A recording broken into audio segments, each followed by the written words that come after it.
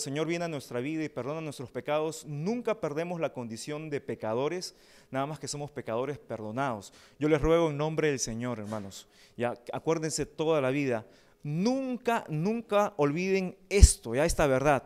Todos aquí somos pecadores perdonados, nada más. No somos perfectos, no tenemos el derecho, Dios no nos da el derecho de juzgar a nadie, de hablar contra nadie. Todos estamos en la misma condición. Pero eso es lo que aprendemos del libro de Hechos. Hemos estado viendo el cimiento, hemos pasado por 10 ladrillos, ha sido un estudio largo, todavía estamos en el 10º. Y el 10º ladrillo se llama, ¿cómo se llama? Testimonio, ¿verdad? ¿Qué dijimos del testimonio? ¿Recuerdan? Que es la evidencia externa de que algo interno ha pasado. Basta la evidencia externa para que la gente sepa que adentro ha pasado algo. Y mencionamos que este estudio se basa en 5 pilares, ¿no? 5 puntos de apoyo en los cuales se fundamenta, se basa, se apoya el testimonio. El primero de ellos lo vimos la semana pasada. ¿Cómo se llamaba? El motivo, ¿no? El motivo o la razón, el motivo.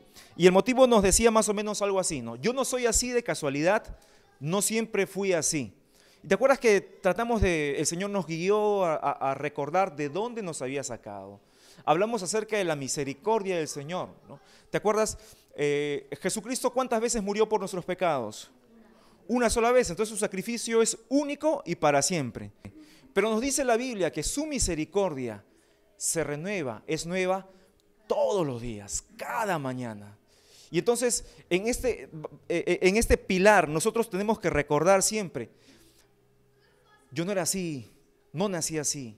El Señor un día vino, me hizo ver que yo estaba, ¿qué cosa dijimos? Equivocado, ¿no? Aquí ninguno nació ni vive teniendo la razón. Solamente hay alguien que tiene la verdad, por cierto, es la verdad del Señor Jesús. ¿Ya? Entonces recordemos siempre, no podemos pretender dar evidencia de que algo está pasando adentro de nosotros si es que no reconocemos por qué está pasando eso. No siempre fuimos así, no siempre fuimos así. El Señor hizo algo. Tú y yo no somos mejores que las personas que no entienden lo que tú entiendes ahora. Nosotros también andábamos equivocados, pero el Señor nos tocó, nos perdonó y somos pecadores perdonados. Recuerda eso. Segundo pilar. Y eso fue lo que Pablo le dijo al pueblo, ¿no? Contó que él no siempre fue así. Eso lo vimos en Hechos 21. Segundo pilar, el pilar de la conciencia. Acompáñame por favor a Hechos capítulo 22 y vamos a ver la segunda defensa del apóstol Pablo. Hechos capítulo 22, desde el versículo 30, ¿ya? Y vamos a continuar cruzando por capítulo 23 también. Dice, al día siguiente, queriendo saber de cierto la causa por la cual le acusaban los judíos, le soltó las cadenas y mandó venir a los principales sacerdotes y a todo el concilio, y sacando a Pablo le presentó ante ellos. Capítulo 23, versículo 1. Dice, entonces Pablo, mirando fijamente al concilio, dijo, varones hermanos, yo con toda ¿buena qué? Yo con toda ¿buena qué? Con toda buena conciencia he vivido delante de Dios hasta el día de hoy. El sumo sacerdote Ananías ordenó entonces a los que estaban junto a él que le golpeasen en la boca, ¿no? que lo agarraran a cachetadones. Entonces Pablo le dijo, Dios te golpeará a ti, pared blanqueada. ¿Estás tú sentado para juzgarme conforme a la ley y quebrantando la ley me mandas golpear? Los que estaban presentes dijeron, al sumo sacerdote de Dios injurias. Pablo dijo, no sabía, hermanos, que era el sumo sacerdote, pues escrito está, no maldecirás a un príncipe de tu pueblo. Entonces Pablo, notando que una parte era de saduceos y otra de fariseos y saduceos, que eran dos sectas judías similares, pero había un punto donde ellos discutían y jamás se ponían de acuerdo, y apasionadamente se peleaban por ese punto, que era la resurrección de los muertos. Los fariseos creían en la resurrección, los saduceos la negaban, ¿no? Entonces Pablo notó que estaban los dos grupos allí. Entonces dice el versículo 8, vamos a saltarnos al 9, y hubo un gran vocerío levantándose los escribas de la parte de los fariseos, contendían diciendo, ningún mal hallamos en este hombre, que si un espíritu le ha hablado o un ángel, no resistamos a Dios. Y habiendo grande disensión, el tribuno, este oficial romano, ¿no?, teniendo temor de que Pablo fuese despedazado por ellos, mandó que bajasen soldados y le arrebatasen de en medio de ellos y le llevasen a la fortaleza. A la noche siguiente se le presentó el Señor y le dijo, ten ánimo, Pablo, pues como has testificado. de mí en Jerusalén, así es necesario que también lo hagas, que también testifiques en Roma. Tremendo, ¿no? Pablo, a pedido del tribuno, tiene una segunda defensa, esta vez contra la élite, no contra toda la masa de los judíos, sino contra el grupo selecto de los líderes. Y él ahí hace una declaración muy interesante que nos sirve de base para este pilar. Él dice: yo toda mi vida con limpia conciencia he estado ante Dios, toda mi vida. ¿Qué es la conciencia? Es el conocimiento, la percepción de quién soy y lo que hago, ¿no es cierto? Bien sencillo, esa es la conciencia, ¿no? El conocimiento, percepción de quién soy y lo que hago. La conciencia nos lleva a juicios de valor. A eso se le llama conciencia moral, ¿no? Cuando la conciencia se alimenta de ciertos patrones y principios, dependiendo de la sociedad, de la crianza, etcétera, se forma lo que se llama la conciencia moral. A ver, ¿cómo les puedo decir? ¿Se acuerdan de este personaje de Disney, Pepe Grillo? ¿Se acuerdan de Pepe Grillo? ¿De quién era amigo Pepe Grillo? De Pinocho, ¿se acuerdan? Ya, y Pepe Grillo todo el tiempo le está diciendo a Pinocho: no hagas esto está bien, esto está mal. Ya, algo así más o menos es la conciencia, ¿ya? Es como un Pepe Grillo en el sentido moral de su ejercicio, ¿ya? Pablo aquí dice, en su defensa, dice: yo me he mantenido siempre con limpia conciencia.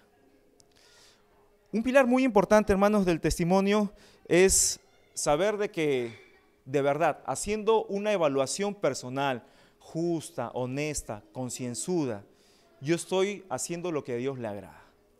Por un momento, te invito a que te hagas una pregunta. ¿Estás haciendo en este punto de tu vida lo que a Dios le agrada? Piensa en las últimas decisiones, las más trascendentales, de los últimos 3 meses, ¿ya? Piensa, en los últimos 3 meses, ¿qué decisiones trascendentales has tomado? Yo no sé, financieras, de estudio, de trabajo, personales, relacionales, lo que fuera. Piensa en los últimos 3 meses, ¿qué decisiones has tomado? Ahora, piensa si esas decisiones realmente, con sinceridad, son las que a Dios le agradan. Dios está contento con esas decisiones que has tomado. ¿Qué te dice tu conciencia? Y aquí quiero que analicemos unos pasajes, porque si bien es cierto, la conciencia es un mecanismo con el cual Dios nos ha dotado a todos, ¿no? Para poder percibir en qué punto de nuestra vida estamos y cómo estamos desempeñándonos en la vida. Sin embargo, hay ciertos detalles de la conciencia que por nuestra naturaleza pecaminosa pueden llevarnos a pensar de que estamos bien cuando estamos mal. El objetivo del mensaje de esta mañana no es decirte que te guíes por tu conciencia. No. El objetivo del mensaje de esta mañana es enseñarte de que hay que homologar o hay que entrenar, hay que reeducar, hay que guiar a nuestra conciencia para que pueda ajustarse a los principios, patrones, estándares de Dios, ¿ya? Vamos a ver unos pasajes. En primer lugar, acompáñame a Jeremías 17:9, por favor. Dice: engañoso es el corazón más que todas las cosas y perverso. ¿Quién lo conocerá? Nosotros como seres humanos en esencia tenemos lamentablemente la mancha, la marca, el estigma de la naturaleza pecaminosa. ¿Se nos va cuando recibimos al Señor? No, ahí queda un residuo que toma años, posiblemente toda la vida, de lucha, de combatir fuerte, ardientemente. ¿Qué pasa entonces cuando el Señor Jesús viene a nuestras vidas? ¿No es acaso que nos da una nueva naturaleza? La Biblia le llama regeneración, lo hemos visto antes, ¿no? Que nos da, nos cambia cómo éramos por dentro y nos faculta a través del poder de su Espíritu para vivir de una forma diferente, ¿no? Ciertamente Él hace eso. Pero acompáñame por favor a Romanos capítulo 7, Romanos 7:7. Dice: ¿qué diremos pues? ¿La ley es pecado? En ninguna manera. Pero yo no conocí el pecado sino por la ley, porque tampoco conociera la codicia si la ley no dijera: no codiciarás. Aquí lo que parece un trabalenguas es un principio bien sencillo de entender, muy sencillo, no tienes que complicarte ni asustarte. Es cuando te das cuenta que algo está mal. Cuando te dicen que no está bien, pues, no. ¿Está bien o no? Muy sencillo. Pablo dice, yo no entendí la magnitud del pecado hasta que la ley me lo dijo. El mismo apóstol Pablo en Gálatas hace toda una explicación del papel de la ley por años en el pueblo judío y ciertamente para la humanidad, ¿no? Dice, era un ayo, era un conductor, era aquella lámpara que perseguía a las personas mostrándole que lo que hacían era malo de verdad. La ley no servía para limpiar la maldad de nadie, no lo hace. Es como si tú te fueras, ahorita salieras a la calle y hay un charco de agua y pasa un carro a toda velocidad y te salpica y te queda una mancha de lodo en la cara. Y alguien te dice, oye, tu cara está manchada, y tú te vas al espejo y ves que toda tu cara está manchada de lodo. Ninguno de nosotros sería tan loco de agarrar el espejo y comenzarse a limpiar la cara con el espejo, ¿no? El espejo no sirve para eso. El espejo te dice qué problema hay. Ya lo demás tú puedes agarrar agua y jabón o lo que sea, ¿no? Te pones una máscara, lo que se te antoje, ¿no? Pero no, el espejo no sirve para quitarte las manchas. De igual manera la ley no sirve para eso tampoco. Y es lo que está diciendo el apóstol Pablo. La ley en realidad para mí me sirvió, ¿no? Es lo que dice Pablo. Pero para darme cuenta qué perdido estaba. Versículo 8, mas el pecado, tomando ocasión por el mandamiento, produjo en mí toda codicia, porque sin la ley el pecado está muerto. Ahora, para entender un poquito mejor, Dios puso al hombre en el huerto y Dios activó la conciencia del hombre. ¿Cómo activó su conciencia? Una sola palabra usó para activar su capacidad de decisión. No. Contrario a lo que muchos psicólogos puedan decir hoy en día, el no es vital en la vida de las personas para conducirnos a la obediencia. ¿Has notado que Dios quiere relacionarse con nosotros de padre a hijo? Esa es la relación que Dios quiere tener con nosotros. En el curso discipulado es la primera lección que estudiamos, una nueva relación. ¿Cuál es? De padre a hijo. Para revelarse como padre, uno de los anhelos más grandes que tiene un padre sobre su hijo es recibir ¿qué cosa? No, más que obediencia. ¿Recibir? No. Amor. Y escuchen esto, es imposible amar sin obedecer. No se puede. Yo no puedo decirle al Señor, por eso es que es tan inconsistente, hermanos, cuando venimos en oración, Señor, tú sabes que te amo, pero yo hago lo que me da la gana y nadie me cambia de forma de pensar. Oye, creo que ni tú te crees que eso es amor. O el consabido, Señor, tú sabes cómo te amo, por eso vengo los domingos y abro tu palabra solamente los domingos y los versiculitos que me dice el pastor, nada más. Y en tu casa no lees la Biblia pues ni así, ni por error, ¿no? Ni así te peguen, ni así te paguen, ¿no? No lees la Biblia. ¿Cómo va a ser amor la escasez de tiempo con alguien? Ausencia de tiempo no es igual a amor, ¿eh? Yo entiendo que alguien me ama porque pasa tiempo conmigo. Nadie es tan tonto, ¿ya?, de pensar que la ausencia de dedicación de tiempo es amor. Y sin embargo, nosotros somos, no, yo no sé si lo creemos de verdad. ¿Tú crees que cuando le dices a Dios que le amas y no le das tiempo, estás diciendo la verdad? ¿Crees tú eso? ¿Crees que es suficiente conversar con Dios los domingos aquí? Es necesario, hermanos, redefinir nuestra idea de amor. No, bueno, volviendo al punto, ¿no? Cuando ya tenemos indicativos de mandamiento, de reconocer las cosas, de evaluar, Pablo lo que está diciendo aquí es, comencé a hacer un ejercicio de conciencia, de valoración. Vamos al versículo 9. Perdón, vamos a saltarnos al versículo 10. Y hallé que el mismo mandamiento que era para vida, a mí me resultó para muerte, porque el pecado, tomando ocasión por el mandamiento, me engañó y por él me mató. Vamos a saltear al versículo 14. Porque sabemos que la ley es espiritual, mas yo soy, ¿qué cosa dice allí? Carnal. ¿Qué más? Vendido al pecado. Vendido al pecado. Esta es una expresión muy teológica. ¿En qué momento fuimos vendidos al pecado nosotros? Cuando Adán desobedeció. Ahí vendió a toda la raza humana y le puso un nuevo señor, Satanás. No, el pecado. Dice, soy carnal, vendido al pecado. El siguiente, versículo 15. Porque lo que hago no lo entiendo. Ahora, Pablo no está diciendo soy un loquito que anda haciendo ahí las cosas sin pensar. No, no es lo que está diciendo, ¿ya? Porque si no estaríamos reforzando una conducta que es equivocada, que muchas personas se dicen cristianas, pero sin embargo tienen, ¿no? Como yo sé que el Señor me perdona, yo agarro y hago lo que me da la gana. O yo no sé qué andaba pensando que le saqué la vuelta a mi mujer, ¿no? O yo no sé qué andaba pensando que me robé tal cosa. No, Pablo no está hablando de ese comportamiento, por si acaso. Pablo está diciendo, me resulta inexplicable que todavía, aún siendo el apóstol Pablo, con tantos años de ministerio, siga actuando todavía de la misma manera. No encuentro razón, es lo que está diciendo el apóstol Pablo, ¿ya? No confundirse, por favor. Dice, otra vez el 15, porque lo que hago no lo entiendo, pues no hago lo que quiero, sino lo que aborrezco, eso hago. Y si lo que no quiero, esto hago, apruebo que la ley es buena. De manera que ya no soy yo quien hace aquello, sino el pecado que mora en mí. Y yo sé que en mí, esto es, en mi carne, no mora el bien. Porque el querer el bien está en mí, pero no el hacerlo. Porque no hago el bien que quiero, sino el mal que no quiero, eso hago.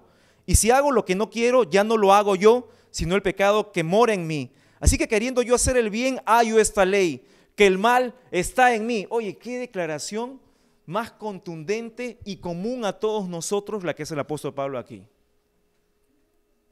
¿Cuántos pecaron ayer? Puros pecadores vienen aquí, ¿no?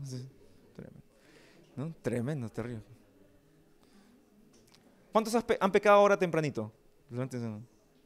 Se les nota, se les nota. Es tremendo. ¿Cuántos viven planeando el pecado? Yo sé que algunos sí lo planean. Algunos sí lo planean. Y la Biblia habla de eso. Pero ¿cuántos viven planeando, imaginándose el pecado? No levantes tu mano. Si de verdad sientes que es tu caso, no levantes tu mano por una cuestión de pudor, ¿no? Se ríen ustedes. Pero, ¿sabes qué? Pablo aquí dice, en mí, lamentablemente, no hay una tendencia al bien. No la hay. Hermanos, aquí esta declaración a mí me hace producir dos cosas. Por un lado, un profundo pesar, porque lo que dice el apóstol Pablo me pasa a mí y te aseguro que te pasa a ti también, ¿verdad? ¿A cuántos les pasa eso? Que se dan cuenta y reniegan y dicen, ¿por qué? No puedo, estoy que lucho. Y mira, hace un tiempo yo te puse el ejemplo del punto de partida y el avanzar hacia la meta. Ya muchas veces no es que nos hemos quedado en el punto de partida, estamos avanzando de verdad, vamos en camino. Sin embargo, lo penoso de esto es de que aún avanzando hay cosas que nosotros quisiéramos quitarnos, sacarnos y que muchas veces nos hacen llorar, que muchas veces nos hacen sufrir, nos desesperan, hermanos. Yo quisiera que las miserias que cargo no estuvieran en mi vida nunca más, pero están allí. Y Pablo aquí se encuentra en el mismo predicamento, ¿no? Se encuentra en la misma situación, dice, encuentro que no está en mí el bien, no me resulta fácil hacerlo. Pero Pablo no está diciendo aquí de que él no está luchando por ir adelante. No está diciendo de que él no está obteniendo victoria. Lo que está diciendo es una lucha. El mensaje de Pablo, yo te dije que me produce dos cosas. Por un lado, pesar, pero por otro lado, esperanza. Y esperanza porque no estamos solos en la lucha. El apóstol Pedro, poquito de años después de que se escribió Romanos, escribe una epístola donde dice, los mismos padecimientos se cumplen en nuestros hermanos en todo el mundo. O sea que si ese caballero está luchando, ¿no? Y todos los días se encuentra en la lucha y dice, ¿cómo quisiera no tener que luchar? Lo mismo que le pasa a él, le pasa a una persona en Burundi, o le pasa a una persona en Australia, o le pasa a una persona aquí en Huancavelica, en nuestro país. Los mismos padecimientos, hermanos, no estamos solos. Por eso es importante, hermanos, entender de que debemos estar juntos, unidos. y tratar de orar unos por otros. No andar juzgándonos unos a otros, sino orar unos por otros. Ayudarnos, orar por hermanos que de repente ni conocemos y entender. La lucha no tiene que ver, hermanos, con quién es mejor. La lucha es con quién es menos, voy a decir una frase mal dicha en castellano, quién es menos peor. Esa es la lucha. Todos los días, hermanos, hay que luchar con eso. Y el apóstol Pablo nos habla de eso. Es un tema, Pablo dice, mi conciencia lamentablemente no tiende al bien, no evalúa bien las cosas, no hay un juicio correcto. No hay un juicio correcto. Vamos al único versículo en el Antiguo Testamento que nos habla de la conciencia. Salmos 16:7. Dice, bendeciré a Jehová que me aconseja. Y miren esta segunda parte. Aún en las noches me enseña mi conciencia. Ahora nota que es complementario y único finalmente el concepto aquí. Mientras Dios me aconseja. ¿Cómo me aconseja Dios? Como les dije, aquí predicamos siempre lo mismo, todos los domingos, ¿no? No sé por qué vienen. Bueno, no. Escuchar lo mismo todos los domingos. ¿Cómo me aconseja Dios? Por su palabra. No es que Dios viene, y yo respeto a quienes piensan diferente, ¿no? Pero no es que Dios viene y es nuestro entendimiento de la palabra. No es que Dios viene y nos da nueva revelación y en sueños hay una visión. No, hermanos. Es su palabra. Su palabra dice, Dios me aconseja. Y mientras Dios me aconseje, aún en la noche, el ejercicio inconsciente, subconsciente, como se le quiera llamar, aún en la noche, mi conciencia me enseña. ¿Me enseña en qué? Lo que Dios me ha aconsejado. Me va reescribiendo el circuito de pensamiento, me va reescribiendo la forma de pensar. Pero si no hay palabra, la conciencia no puede ser transformada. La conciencia no puede guiarnos a ningún lado, hermanos. Aquí el punto es básico, es bien básico. En la medida en que nosotros vamos a la palabra de Dios, nuestra conciencia es transformada. Recuerda, Pablo dice, no tiendo al bien, no tiendo al bien. En Jeremías leímos, engañoso es el corazón más que todas las cosas y perverso. Pero aquí David nos dice, entonces mi conciencia tiene que ser educada. ¿Cómo lo hago? Recibiendo el consejo de la palabra de Dios. Bien simple. Vamos a otro versículo. Vamos a 1 Corintios capítulo 4, por favor. Ahora, yo quiero concentrarme en esta discusión, en este episodio entre el sacerdote y Pablo. El sacerdote, guiado por su conciencia, pensó que Pablo estaba hablando tontería y media, ¿no? Y lo mandó a bofetear. Ahora, Pablo le respondió algo muy importante. Pablo le dijo, tú que sientes que tienes la autoridad de la ley, con tu juicio, guiado por tu conciencia, por tu punto de vista personal, por tu raciocinio, aplicas un castigo contra mí que transgrede la ley también.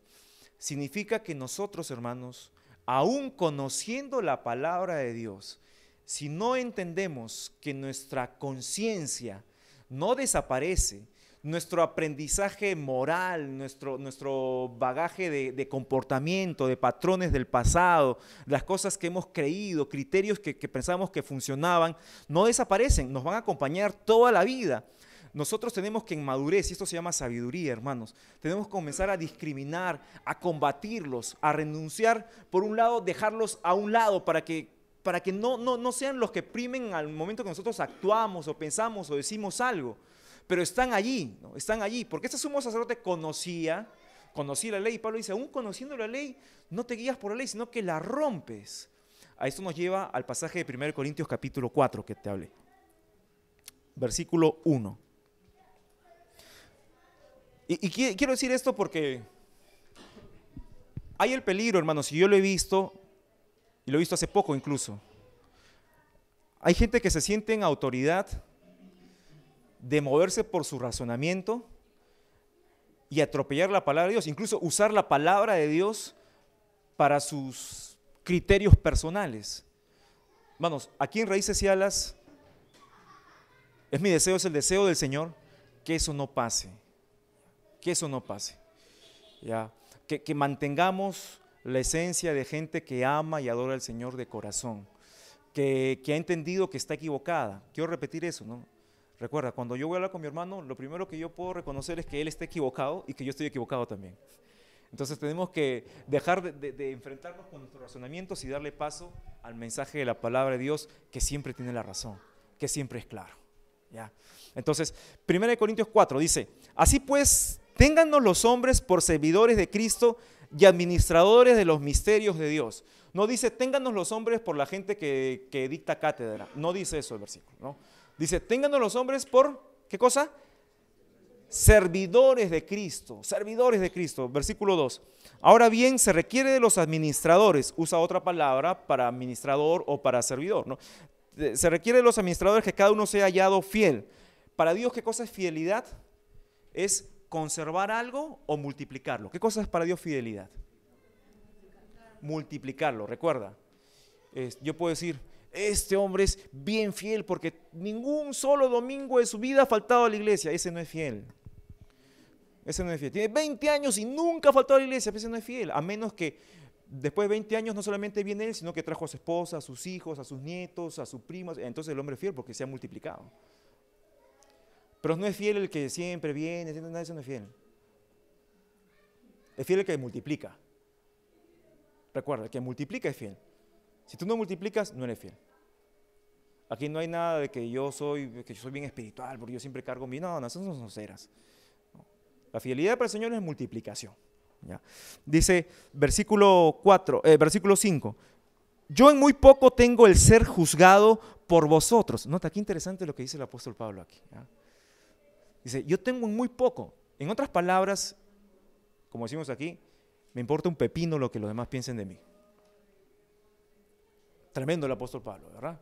Dice, yo muy poco tengo el ser juzgado por vosotros o por tribunal humano, y ni aún yo mismo me juzgo a mí mismo. Pablo dice, yo no me juzgo. ¿Por qué? Porque mi conciencia está equivocada también. Versículo 4. Porque aunque de nada tengo mala conciencia, no por eso soy justificado. Sino, dice, el que me juzga es el Señor. Y aquí vuelvo a la pregunta inicial con la que abrí este mensaje. En los últimos 3 meses, después de haber tomado, no sé, algunas, pocas, muchas, no sé, decisiones en tu vida, con honestidad, ¿tú crees que eso es lo que Dios quería que hagas? No, pero es que yo me siento bien. No. Pablo dice, aunque yo podría sentirme bien, eso a mí no me exime de que debo darle paso a lo que Dios piensa. Aquí no es cuestión, hermanos, de que yo tengo tantos años en la fe, de que yo sé tantos versículos, ¿no? Yo he pisado el seminario, que yo soy un bravo, ¿no? Yo doy consejos, no. Para Dios, todos somos más que pecadores arrepentidos, eso es lo único que somos todos. Aquí no hay nada de que alguien es mejor que el otro, ¿no? Aquí el pastor Martín Torres posiblemente es el más necesitado del Señor de todos ustedes. El más lleno de basura, miseria en el corazón. Y lo confieso con vergüenza y digo, estoy aquí por la gracia del Señor nada más. Dios hace cosas increíbles, ¿no? Pone aquí no debería estar. Eso es el Señor. Aquí nadie es mejor que otro. Y Pablo aquí dice, y aun cuando yo podría, porque soy el apóstol Pablo, ¿no? Esas son, entre comillas, palabras mías solamente, ¿no? Pero Pablo podría decir, que soy el apóstol Pablo, dice, ¿mi conciencia está limpia? No, yo no estoy bien. Me someto a lo que el Señor dice. Porque el Señor piensa diferente de nosotros. Porque sus metas son más altas, más grandes. Pero lo lindo, hermanos, es que aún teniendo una conciencia tan retorcida muchas veces, el Señor no nos desecha, sino que nos ama y nos da muchas oportunidades. De la historia de Jonás, yo saco una conclusión que alguna vez atrás les enseñé a mis hijos, ¿no? Que Dios es el Dios de las segundas, terceras, cuartas, quintas. ¿Qué cosa? Fuerte, iglesia. ¿Qué? Si como el apóstol Pablo en esta mañana tú sientes que estás en esa lucha, mi conciencia finalmente está sucia, yo encuentro que tiro para el mal, lamentablemente.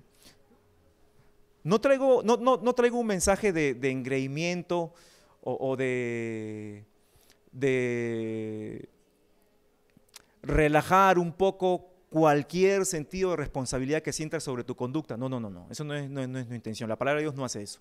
Recuerda que cuando tú pecas, Dios no se sienta a tu costado y te dice, pobrecito. Dios no hace eso. Dios no hace eso. Pero lo que sí te traigo es un mensaje de esperanza. Mensaje de esperanza. Para que tu testimonio sea efectivo, tú tienes que tener no solamente, como vimos, el primer pilar que se llamaba motivo, sino que tienes que tener este segundo pilar que se llama conciencia. Y reconocer en primer lugar, mi conciencia no me puede guiar a Dios. Lo que yo necesito es someter mi conciencia a la palabra de Dios y a la evaluación de Dios todo el tiempo. ¿Y qué pasa si te sometes a la evaluación de Dios? Hay un gran riesgo. Que Dios te haga ver que lo que estás haciendo está mal. ¿Pero por qué es riesgo? Porque la mayoría de nosotros, como vimos, quiere hacer lo que está mal. Hay un mecanismo lindo que vamos a tener esta mañana, que Dios ha provisto para nosotros como sus hijos, para que hagamos una auditoría de vida, ¿no? Una evaluación concienzuda, sincera, honesta, hidalga, que es la cena del Señor. Y en esta mañana queremos venir a la cena del Señor exponiéndonos a la palabra y a la evaluación de Dios, sabiendo que nuestra conciencia necesita ser reeducada. Como Pablo decía, a pesar de que por conciencia yo podré decir, estoy bien, Pablo decía, no voy a decir eso. Me someto al criterio, al juicio del Señor. Ahí donde estás, Dios tiene una gran ilusión esta mañana. Escucha bien, Dios, tu Padre, tiene una gran ilusión esta mañana. El anhelo más grande de un padre es que su hijo voluntariamente venga y le diga, papito, perdóname, te amo. No me quiero desviar nunca de lo que tú me dices, papi. Eso dile al Señor. No sé cuántos aquí tuvieron una relación difícil con sus padres terrenales, pero Dios no es así. Como padre te digo, yo sé que mi hijo muchas veces va quizás decepcionarse en algunas cosas de mí, soy un ser humano y lamento eso mucho. Pero Dios nunca nos ha decepcionado ni te va a decepcionar. ¿Por qué no le dices, papi, gracias porque tú eres diferente? Pero perdóname porque tiendo al mal, Señor. Perdóname, Padre. No soy perfecto. Yo soy ese Jacob de quien tú eres Dios también. Así que hoy vengo a ti, Señor.